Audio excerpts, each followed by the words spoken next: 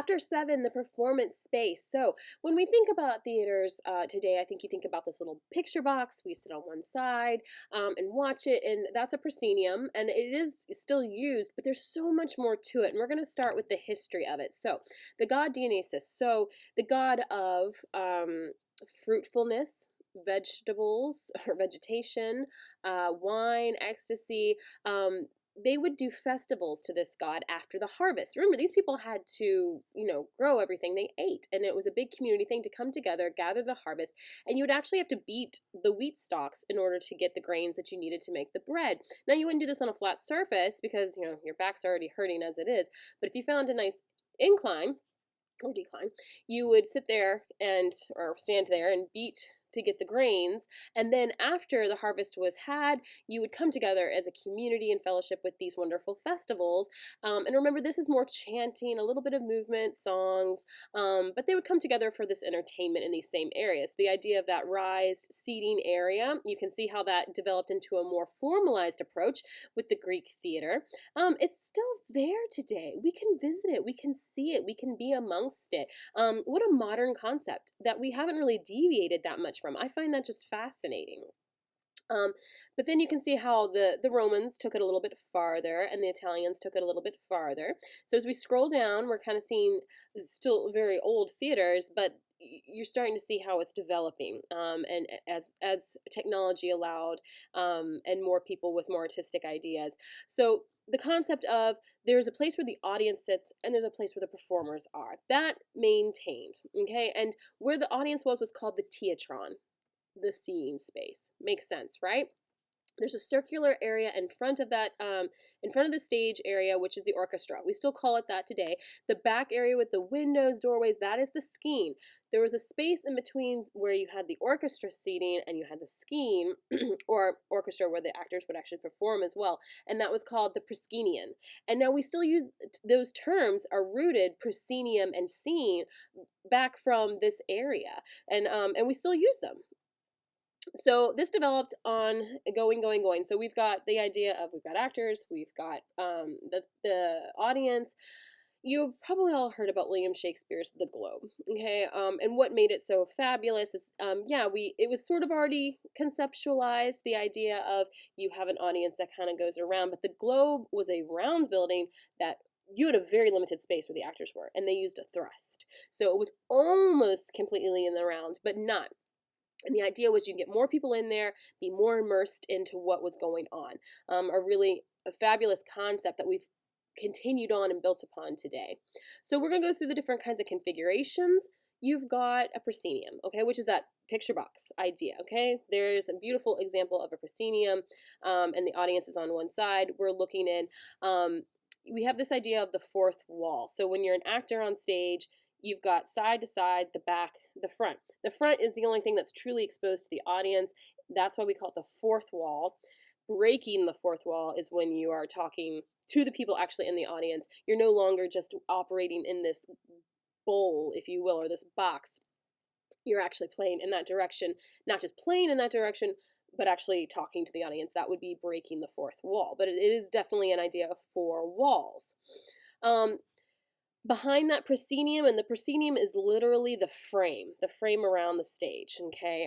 I'll scroll back up and show you. So this thing right here, that is the proscenium, the frame of the picture, if you will. Okay, behind that, you've got many things going on. This right here is a pulley system, okay, the fly system, and it uses weights, obviously, because some things are heavier than others, and you have to weight things correctly in order for single people to be able to pull it up and down. This is where you're basically hiding everything you don't want the audience to see at that time, would be in the wings. Some good technical terms here for you to familiarize yourself with. Your grand drape, the big red curtain, usually it's red, it can be any color, but the big red curtain, okay? The teaser is the thing across the top.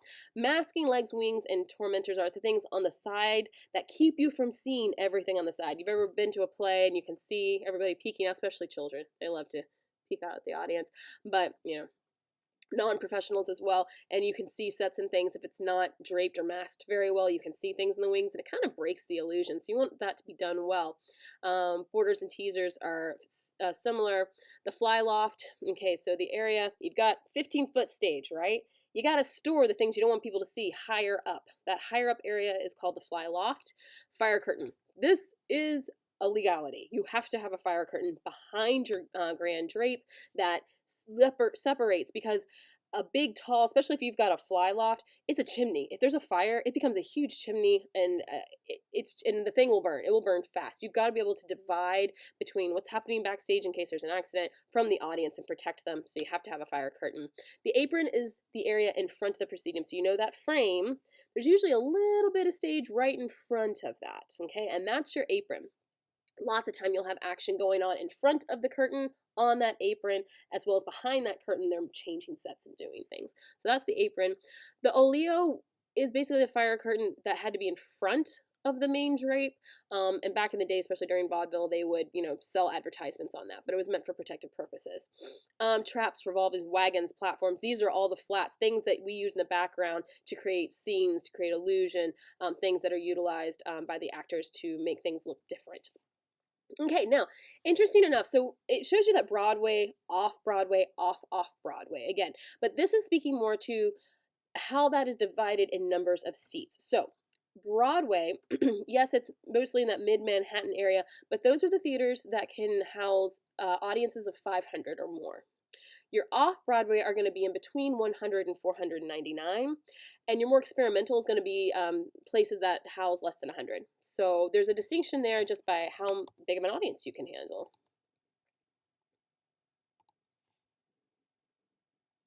All right. Oh, I love this picture. Okay. So the Globe burned down to the ground. William Shakespeare's Theater burned, and they recreated it. It's not on the exact same place, but it's very, very close. And it's there today. You can take tours. You can go see shows. It is a working theater, especially in the summer. They'll use that outdoor theater because it is open. I mean, you can see there's kind of a roof there, but you can see where there's sky. If it rains, the audience is getting wet. But it's really interesting, that thrust concept. You can see how it's not hidden back there in a proscenium. Our actor here is actually right out there in front and amongst the audience, which is really cool and an immersive experience. You see, there's no seats here. The people are standing. They are standing there. They would stand there for hours. They're also the cheap seats. Okay, you can get in there for like a penny. And they actually today will still do where they will charge the audience like 2 pennies to come in and watch, as long as they will be there on the floor, because I mean that's really part of the whole concept and excitement about doing Shakespeare theater, is having those people there like they would have been way back. And here are some great examples of this kind of theater still being done, where you can see that still being utilized today. Okay, an arena stage, also known as theater in the round. This is very immersive because, as you can see from this wonderful picture here, you've got audience on all 4 sides. Okay, you can also do it where literally, but you've got to have some emergency exits. That is something to keep in mind. But doing theater in the round where your audience is literally all the way around you, there's no place you're not being played. Now, the fun part about that is you can't leave one section out. You can be in a section and be like, they're not playing anything to me. So as a director or choreographer, you have to think, I've got to make sure that every side is played too. So it's really cool, but it is a different way of directing. It's a different way of blocking. Lots of examples here of places where that is. Oh, I love created and found spaces. This can be a warehouse. I've seen Shakespeare in the Park, where it's just literally a hill, and they have found a way to just make it into a place where people can sit and enjoy a show. So found and created spaces. Any place can be a theater as long as you get people there and make it legal, and fire safety and all that good stuff. All-purpose black box spaces. Okay, we actually have one of these here. This is the Wilson. It's a picture of one of our theaters. We have 2. And it's amazing what they do with this space. Really, really cool. We have one at Harbor Playhouse as well, if you've ever seen something there. We have a proscenium, a big main stage, and then we have a black box where you can go and they can set up the audience. I've seen them do the Spelling Bee, the Putnam County Spelling Bee, where they built risers, and it really looked like you were in a high school gym. They put risers up, and then the Spelling Bee was down. It looked like a gym floor. It was really neat. I've been in there where they have set up things like a jazz speakeasy, where you had tall tables and chairs, and the action was happening all amongst you, and you could order drinks, and it was like being back in a jazz club. There's just so many things you can do, and I think audiences really enjoy an immersive experience. So the black box theater those are really great. Okay, multi-focus environments. Think Cirque du Soleil, think Las Vegas, where they have almost unlimited, it feels like, technology, ability to be able to do performances. You're limited, seriously, by your imagination. So multi-focus environments are, again, you're going to find action all over the place. It's going to be up above, it's going to be below, it's going to be, on the walls. It could be anywhere. Really, really neat. Lots of money, lots of fun money there. Okay, so just a little summary here. But let's talk real quickly about aesthetic distance. Okay, I love this concept, something to think about, might make it one of our discussion boards.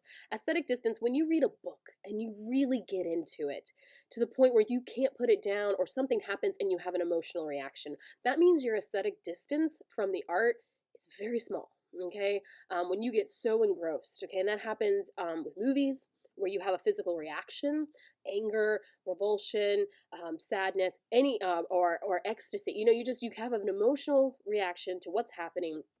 That means a very small aesthetic difference, a distance. If you never buy in, and these are the movies that I think upset people because they want to connect, then you have a very large aesthetic distance. So that might be something we speak about later on. So just a good term for you to be familiar with. Aesthetic distance. All right, don't forget your quiz. There are no assignments. Be excited. I think this is our first week where you haven't had to do an assignment here, but get all the other little ones turned in, all right? Okay, you guys, hope you enjoyed that and learned a little something. We'll see you next time.